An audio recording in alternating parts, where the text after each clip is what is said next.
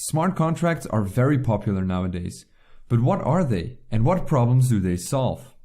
The term smart contract was first used by Nick Szabo in 1997, long before Bitcoin was created. He is a computer scientist, law scholar, and cryptographer, so I'll spare you his exact words, but in simple terms, he wanted to use a distributed ledger to store contracts. Now, smart contracts are just like contracts in the real world. The only difference is that they are completely digital. In fact, a smart contract is actually a tiny computer program that is stored inside of a blockchain.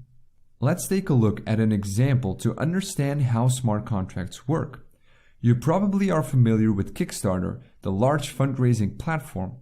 Product teams can go to Kickstarter, create a project, set a funding goal, and start collecting money from others who believe in the idea.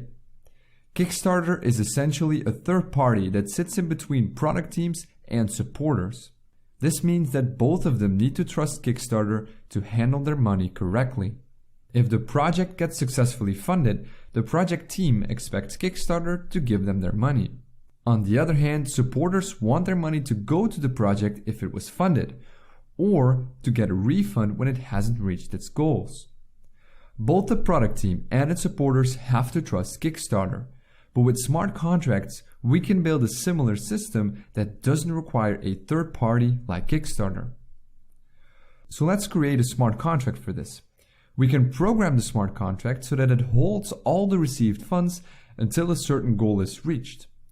The supporters of a project can now transfer their money to the smart contract. If the project gets fully funded, the contract automatically passes the money to the creator of the project. And if the project fails to meet these goals, then the money automatically goes back to the supporters. Pretty awesome, right? And because smart contracts are stored inside a blockchain, everything is completely distributed.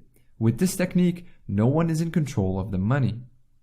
But wait a minute, why should we trust a smart contract?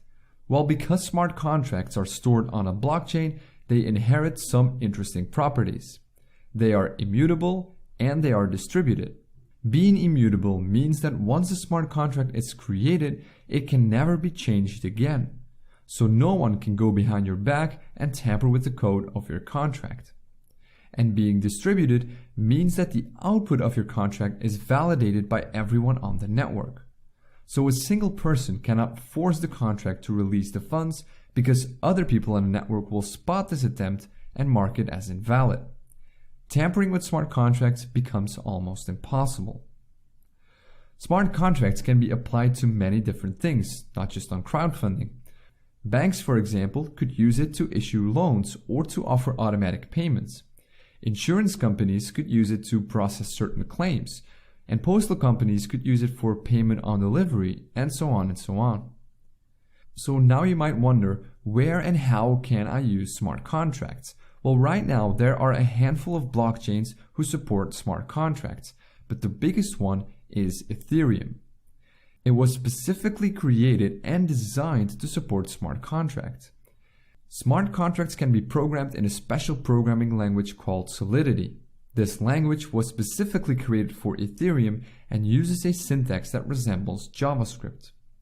It's also worth noting that Bitcoin also has support for smart contracts, although it's a lot more limited compared to Ethereum.